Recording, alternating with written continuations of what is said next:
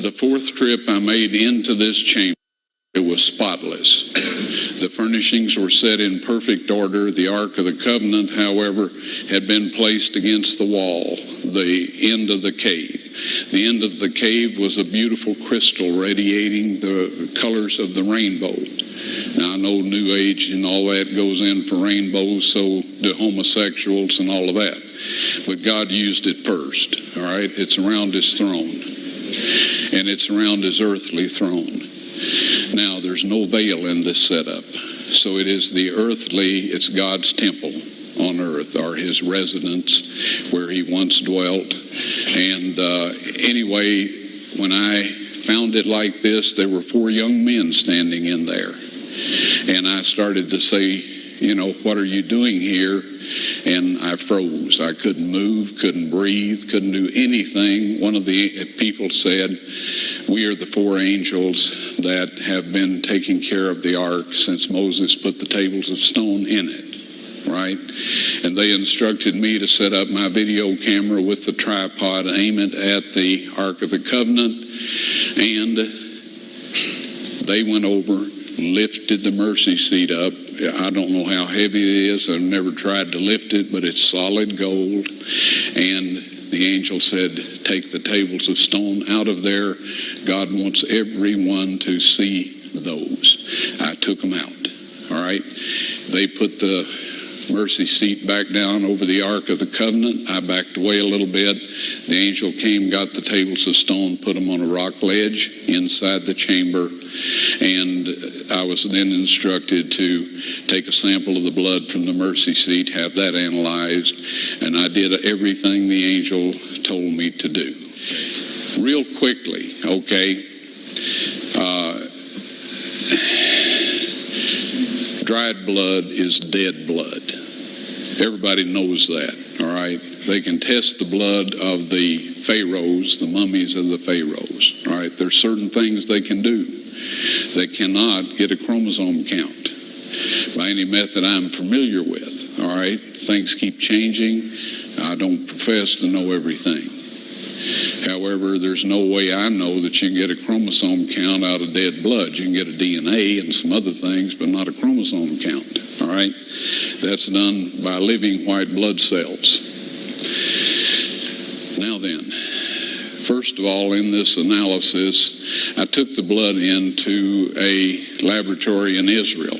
I asked one of the people I work with in antiquities, where is a good laboratory that does reliable work? And they said, such and such, such and such. I took it. I just said, please examine this blood and tell me what you can tell me about it. All right? They said, well, look, we're going to reconstitute it. We're going to put it in normal saline and keep it at body temperature for 72 hours with gentle swirling. All right, that's their business. That's great. I said, now I want to be there when you check it out. They said, fine. So I was back. They checked it out. I said, now, they said it's human blood. We can tell that. They did whatever tests they need to do. And then I said, take some of the white blood cells and put them in a growth medium and keep them at body temperature for 48 hours. And they said, well, that'll do no good because it's dead blood. I said, would you please do that for me? And they said, okay, we'll do it. So anyway, I said, I want to be there when you take it out and examine it. So I was back there. They took it out, examined it under a microscope, and the one technician called the other one over there, and then they called the boss over there, and they were talking Hebrew a mile a minute there for a little bit, and they looked at me and they said, Mr. Wyatt, this human blood only has 24 chromosomes in it. Everybody else has 46. You see, 23 from your mother, 23 from your father, 22 autosomes from your mother, 22 autosomes from your father. You get an X from your mother, you may get an X or a Y from your father, all right? This blood had 23 chromosomes from the mother's side, one Y chromosome only. You see, a child could not have developed if they hadn't had the autosomes from the mother. So all of his physical characteristics were determined by his mother's side of the family, her autosomes. His maleness was determined by this one Y that came from a source not a human male. Then they said, this blood is alive. And then they said, whose blood is this?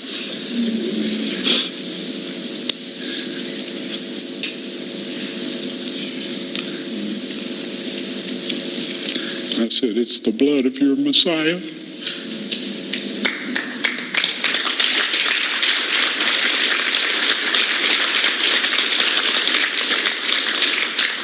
And I assure you, those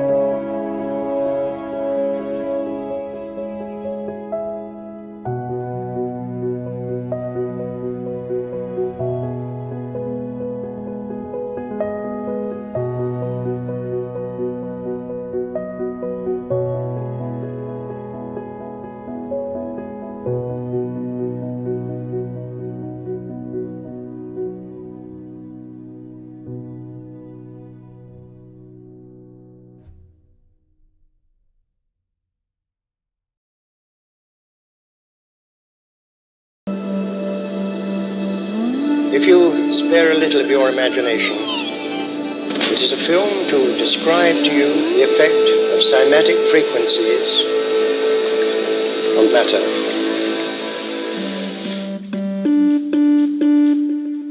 What frequencies create the most interesting repeatable pattern? So we ended up playing pretty much every audio frequency through the plate to see what different shapes it would form. And for most frequencies, it doesn't really do much, but when it hits a frequency that resonates with the plate, it forms a really nice pure shape. So we found out what those tones were, and those were the tones we used to draw the plate in the video.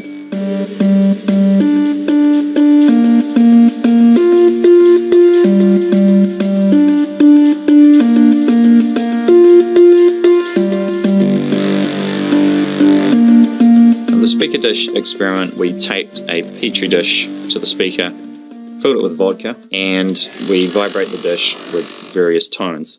So the speaker is moving up and down, and that's forming a wave from the edge of the dish towards the center.